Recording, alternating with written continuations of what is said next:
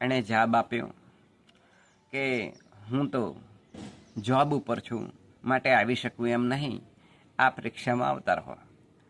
શોમાભાઈને તો ખબર હતી કે મારો દીકરો એ કેવો છે અને મારું લાલન પાલન એ કેવું કરશે, એ તો શોમાભાઈને ખબર જ હતી પહેલાંથી. પરંતુ આ કમળાબેન માનતા જ ન હતા.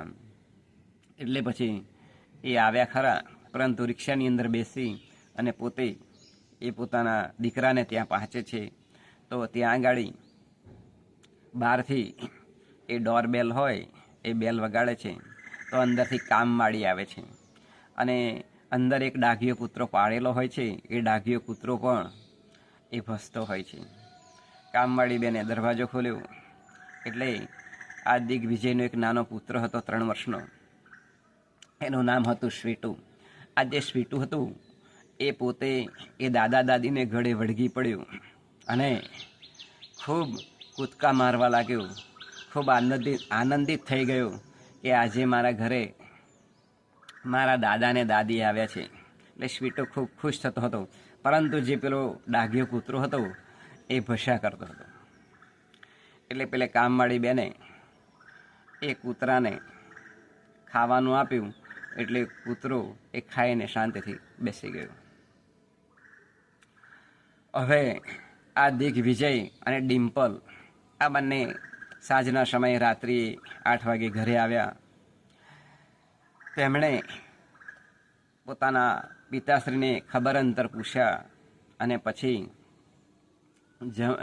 જમ્યા સાથે બેસીને અને સુખ દુઃખની વાતો કરી. થોડા દિવસ તો આનંદિત રહ્યા, કારણ કે કમળાબેને પોતાના પતિદેવ શોમાભાઈને કહ્યું હતું કે આપણે આપણા દીકરાને ત્યાં જઈએ ને તો તૈયાર ટેબલ ઉપર આપણને ચા મળશે, તૈયાર ટેબલ ઉપર આપણને ભોજન મળશે અને આપણે શાંતિથી દીકરાને ઘરે રહીશું. પરંતુ બને છે એવું કે જે કામવાળી હતી એ થોડા દિવસ પછી એ રજા પર ઉતરવાની હતી. એટલે કામવાળી રજા પર ઉતરી ગઈ. આ બાજુ જે પેલા કમળાબેન હતા એમને ઘરનું બધું જ કામ કરવું પડતું હતું.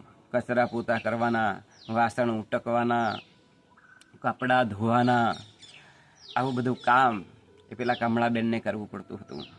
અઠવાડિયા સુધી તો કર્યું.